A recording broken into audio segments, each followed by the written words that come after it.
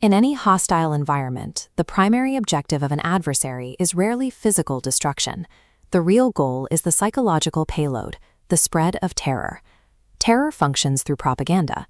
By broadcasting fear and intimidation, an attacker attempts to break the target's spirit before a physical confrontation even begins. This creates a mystery in human behavior. When exposed to the same extreme pressure, some groups collapse into paralysis. Others seem to possess a strange immunity to the fear itself. This suggests that surviving a hostile world relies on internal resilience rather than external walls. It requires a specific shift that makes the mind and spirit refuse to break. We find a living example of this resilience in northern Nigeria. In regions like Kano, communities face a constant threat of extremist violence that would theoretically force any population into hiding. In the city of Maiduguri, an epicenter of this conflict, the expected human response is mass migration. Logical self-preservation would suggest fleeing the zone of danger. Yet the observation on the ground reveals a different reality. Instead of fleeing, thousands of people are gathering.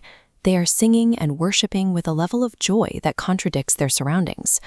This behavior occurs despite the very real physical threat, evidenced by the armed security forces standing guard on the streets. The internal peace of the crowd stands in direct opposition to the danger outside. This resilience is not an accident of personality. It is the result of a specific strategic code of life that allows an individual to neutralize fear from within. Activating this resilience requires a transition from a theoretical belief in a deity to an experiential hosting of divinity. It is the difference between knowing about a power and physically carrying its presence.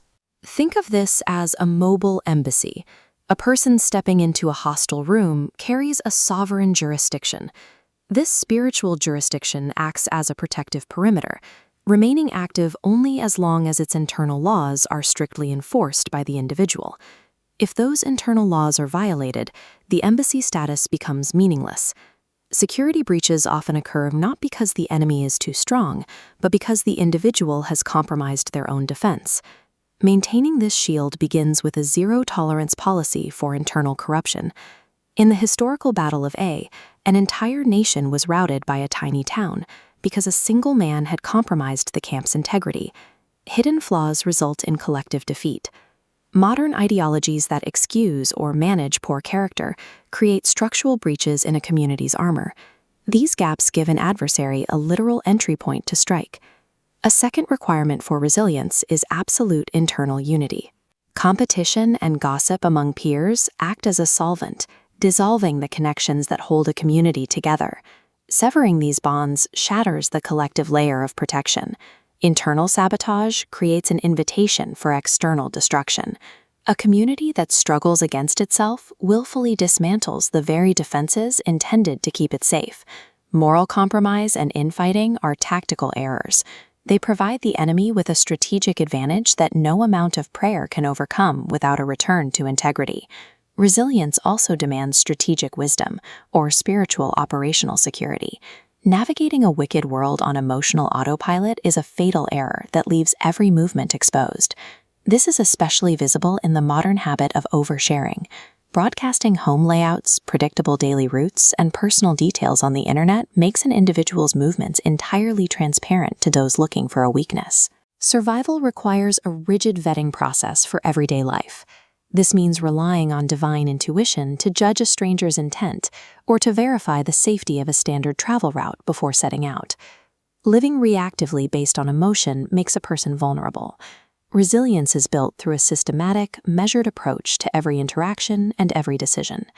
Faith functions as the rigorous, daily application of spiritual operational security, combined with sharp discernment. When an individual follows these requirements, their response to direct persecution changes. They deploy joy as a countermeasure. Because terror relies on the target's fear to succeed, the act of rejoicing disrupts the enemy's primary psychological weapon. If the goal of the shadow was to force you into hiding, your public celebration marks the failure of their attack.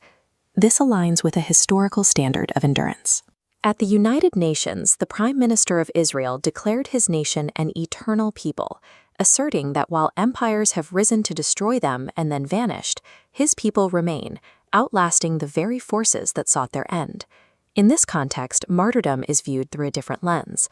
Those who fall in the conflict serve as gallant warriors, leaving a defiant message for those who remain: never back down.